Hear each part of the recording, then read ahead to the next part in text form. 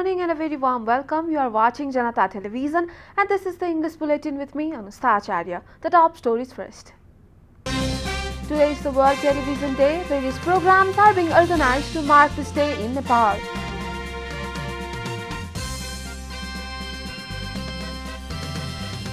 UML Chair Oli, for settling political deadlock democratically, expresses concerns regarding the crisis faced by the judiciary.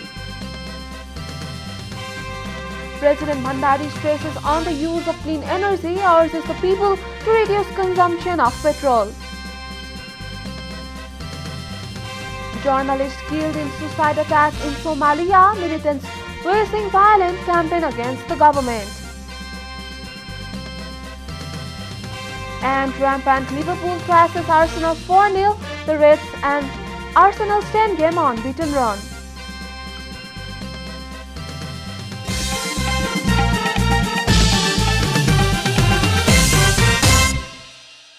And now the news in detail. Today is the World Television Day. This day is also being observed in Nepal by organizing various programs. A meeting of the United Nations on December 17, 1996 had decided to mark the World Television Day every year on November 21. Television, which was first introduced in the 1930s, has now become a strong medium of information and communication. According to the historical record of television, it has been found that BBC had started broadcasting from November 2, 1936. The technology of color television had developed in 1954. However, television sets were imported in Nepal only in the 1970s. Nepal Television was established on January 31, 1984. Currently, there are more than a dozen television channels in Nepal.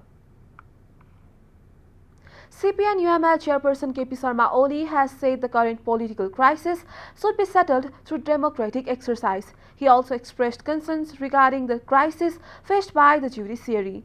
Inaugurating the third National Convention of Parivar Dal on Saturday, Oli highlighted the need of awareness and unity among the citizens to flourish democracy. Oli said that democracy should not be made a subject of cheating others. He also expressed his view that the court should keep its image as impartial, trustworthy, independent and dignified institution. According to Oli, the court is not the place to write and amend the constitution but a place where constitutional interpretations are made.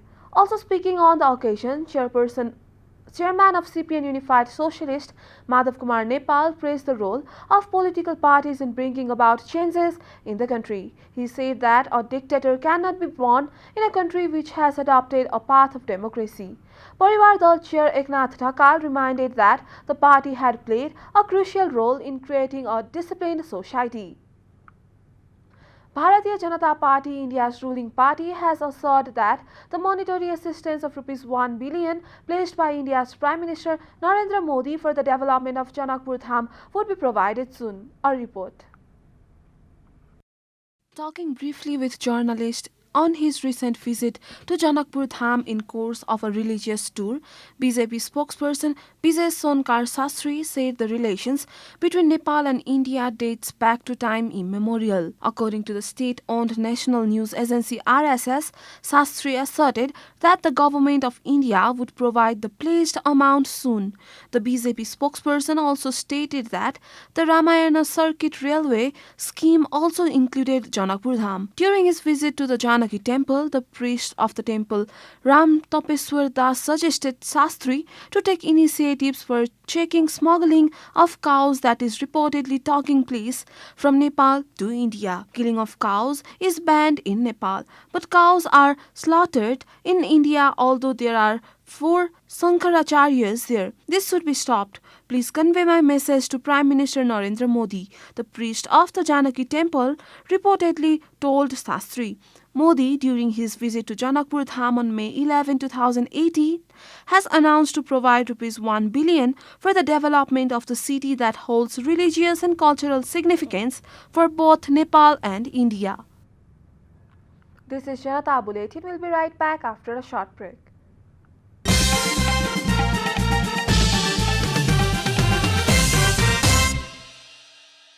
Welcome back after the break. We continue with other national news. The government yesterday confirmed 209 new cases of coronavirus across the country. Following the latest round of tests, the total cases of coronavirus in the country have climbed to 818,787, while the number of active cases has dropped to 7,303. According to the Ministry of Health and Population, altogether 799,989 infected persons have recovered from the disease in the country. The death toll from coronavirus has climbed to 11,495 after the virus claimed one more life yesterday. Nepal is currently among top 46 countries that have been most affected by the pandemic. The USA tops the list with over 48.55 million confirmed cases, followed by India with over 34.50 million cases. Coronavirus has infected more than 257.40 million people across the world and claimed over 5.16 million lives. CPN Maoist Center Chairman Pushpakamal Dahal has said that his party will win majority of seats in the upcoming polls just like that of the first Constituent Assembly election. Addressing a mass meeting organized by the party in Rautarhat yesterday, the Maoist Center Chairman said that his party will ensure the rights of Madhesi community in the constitution. He also urged the people to remain conscious about the plots carried out by the reactionary forces to seize the rights obtained by Madhesi Muslims, Dalits and oppressed communities. And now the news from economic front.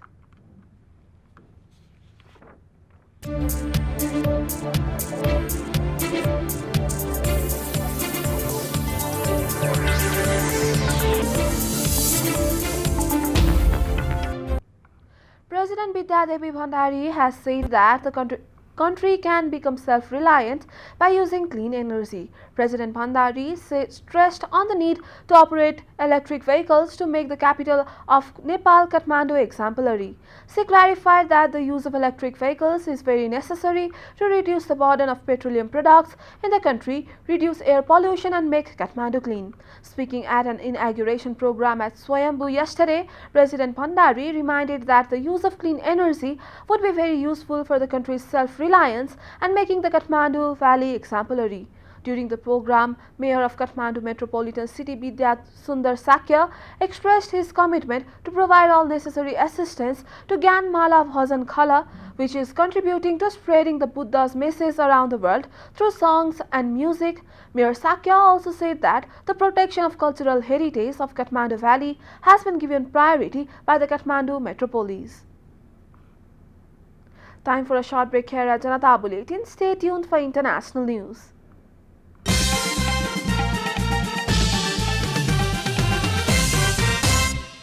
Welcome back. Now the international news. A prominent Somali journalist who was a critic of the Al-Shabaab armed group was killed by a suicide bomber as he was leaving a restaurant in the capital Mogadishu, relatives and officials said. Al-Shabaab claimed responsibility for the blast, which killed Radio Mogadishu director Abdiaziz Mohammed Guled, commonly known as Abdiaz Africa. The attack wounded several other people, including the director of Somali National Television and a driver. In a statement, Somalia's Deputy Information Minister Abdirahman Yusuf Omar said the country had lost a brave man. Government official Ismail Mukhtar Omar, an ex-colleague of Abdiaziz, told AFP news agency that police had confirmed that the blast had been caused by a suicide bomber. He came out of the restaurant and went into his car with a colleague after they had dinner, and the suicide bomber ran into the car window and detonated himself, said another colleague, Ali Mohammed. Al-Shabaab, which is waging a violent armed campaign against the country's fragile government and often targets political security or civilian targets, claimed responsibility for the attack. You are watching Janata Bulletin, and now the latest from the world of sports.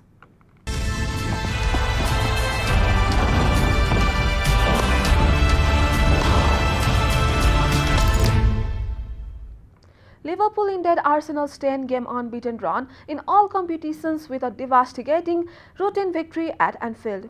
Sadio Mane grabbed a opener when he headed in Trent Alexander-Arnold's free kick in the first half. Diogo Jota took advantage of a Nuno Tavares mistakes to roll into an empty net before Mohamed Salah slotted home a Mane cross for the third. Right back Alexander-Arnold was a provider again when he teed up Japanese substitute Takumi Minamino to make a 4-0 with his first touch just 48 seconds after coming on. Victory for Liverpool sees them jump up to second in the Premier League, while Arsenal remain in fifth. It was a tame affair between the two long-standing rivals for most of the game, but Liverpool showed their quality with a ruthless second-half display. Jurgen Klopp's side controlled possession before the break and had the best chances. Salah, Alexander and Thiago were all denied by Arsenal's goalkeeper Aaron Ramsdale. We are at the end of Janata Bulletin and the headlines once again. Today is the World Television Day. Various programs are being organized to mark this day in Nepal. UML Chair Oli, for settling political deadlock democratically, expresses concerns regarding the crisis faced by the judiciary. President Mandadi stresses on the use of clean energy, urges the people to reduce consumption of petrol. Journalist killed in suicide attack in Somalia, militants waging violent campaign against the government. And rampant Liverpool thrashes Arsenal 4-0. The Reds in Arsenal's 10-game unbeaten run.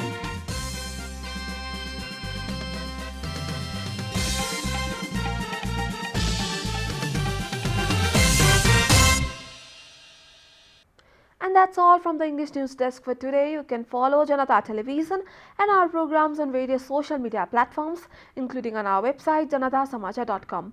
Keep watching Janata Television. Namaste.